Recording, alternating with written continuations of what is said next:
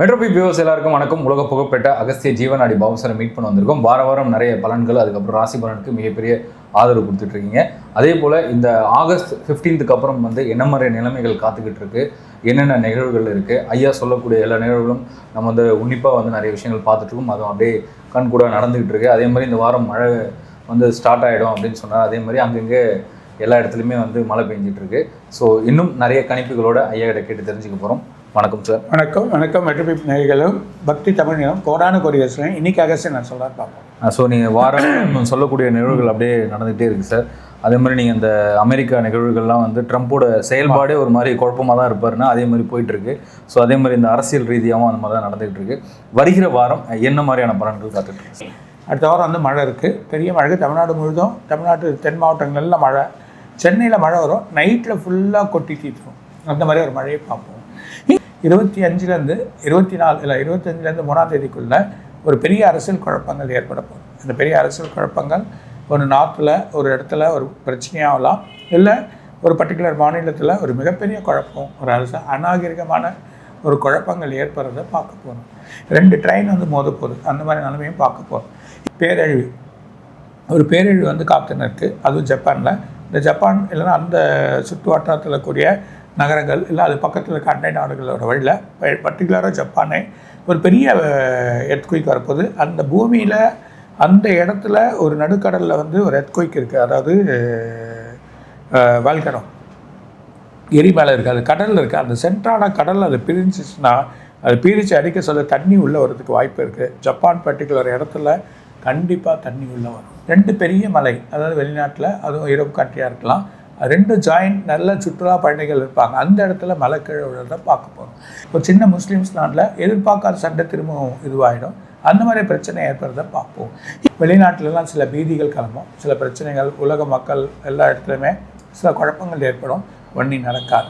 இது அங்கங்கே இந்த இயற்கை சீட்டை வரலாமே தவிர இந்த உலகமோ இந்த பூமிக்கு எந்த ப்ராப்ளம் வராது. பூமியோட வழி அதுக்குள்ளேயே தான் விழும், எல்லாமே எந்த ஒரு பிரச்சனையும் வராது. அடுத்த மாதம் 7ஆம் தேதிக்கு அப்புறம் மக்கள் ஆர்ப்பாட்டம், ஆரவாரம், ஒரு குழப்ப நிலைமை ஏற்படும். அந்த சூழ்நிலை ஏற்படுறதே பார்க்க போகிறோம். ஒரு முக்கிய அதிபர் மிகப்பெரிய அதிபர் பிரச்சனையாவார். அவருக்கு பெரிய குழப்பம் ஏற்படும். அதே நேரத்தில் ஒரு கல்லூரியில் ஒரு மாணவி, அது ஒரு பெரிய பிரச்சனை ஏற்படுறதை பார்க்க போகிறோம்.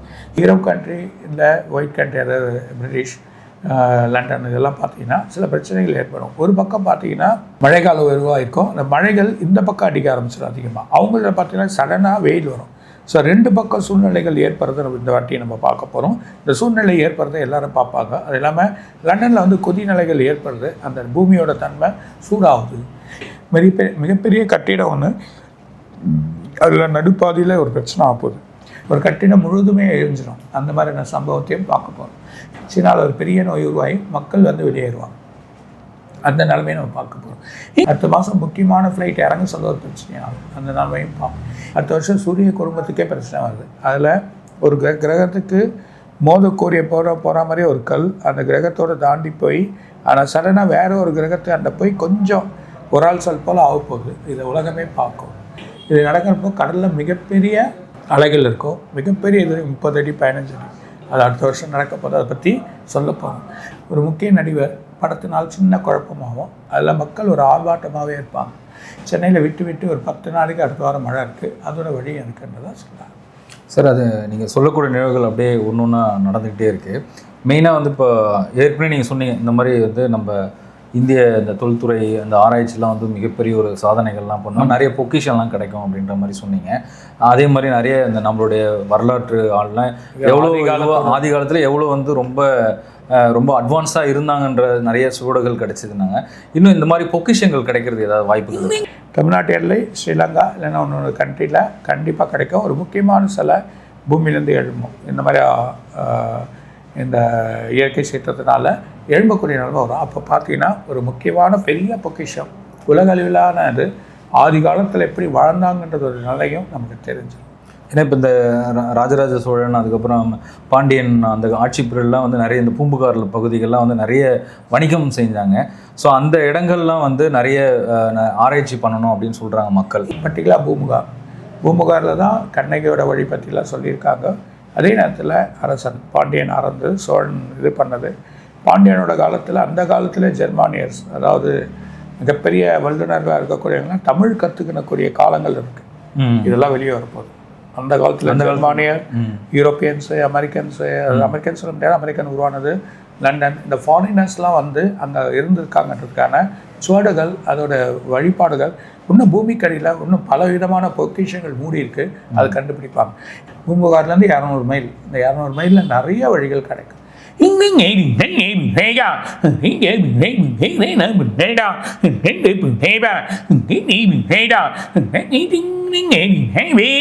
இதை வச்சு தான் பல வழி கிடைக்கும். அது இல்லாமல் அரிய வகையான உயிரினம் ஒன்று கண்டுபிடிப்பாங்க.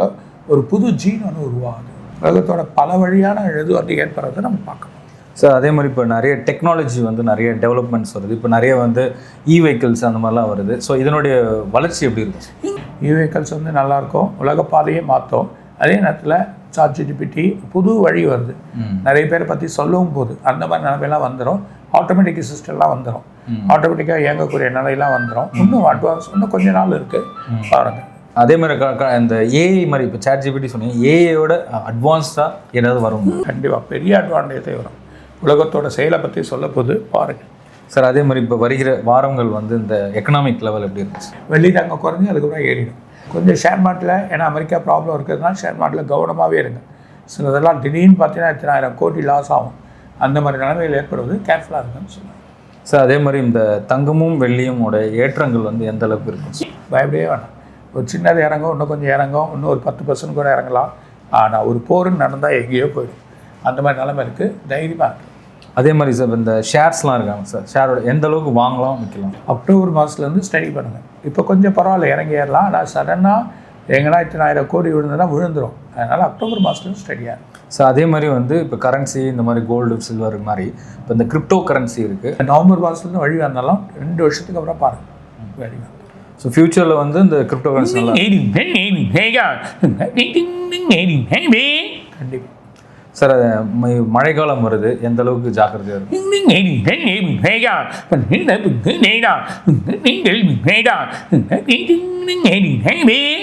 ரொம்ப பலமான பகுதி போகாதீங்க. மலை, இந்த மலையெல்லாம் கொஞ்சம் காலைக்கு வீக்காக இருக்குது எல்லாமே. ஸோ அதனால் கொட்டுறதுக்கான வாய்ப்பு உண்டு. மண் போல் கொட்டும். அதனால் குன்னூர், இந்த வயநாடு, விருதானக்கு அந்த மாதிரி இடங்கள்லாம் போகிறது, கோயம்புத்தூர், நம்ம இது இருக்குது பாருங்கள், ஊட்டி, அந்த மாதிரிலாம் போகாதீங்க. கொஞ்சம் வயநாட்டில் கேர்ஃபுல்லாக இருக்கும். மலைப்பகுதியில் வந்து அவாய்ட் பண்ணிக்கிறது நல்லது. ஆமாம் சார். அதே மாதிரி வந்து இப்போ இந்த கிரகணம் வருது. ஸோ இதனால் வந்து நிறைய மாற்றங்கள் ஏற்படுமா? இதுதான் தனிப்பட்ட வழியில் படிக்கணும். சரி, அது தனியாக படிக்கலாம் சார். சரி, இப்போ இந்த ஆட்சிகள் இப்போ இந்த எலெக்ஷன் டைம் போயிட்டுருக்கு, எப்படி இருக்கும் சார்?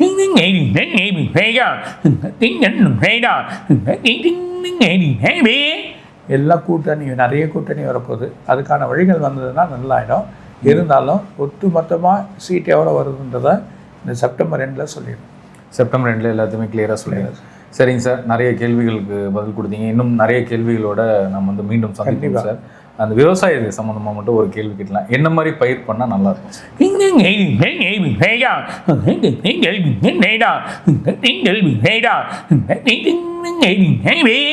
அரிசி கொஞ்சம் தேக்க நிலைமைக்கு வருது, நிறைய வந்திருக்கு. அதனால் காய்கறிகள் நிறைய வேணும். இதே மாதிரி காய்கறிகள் நிறைய பண்ணுங்கள், நல்லா.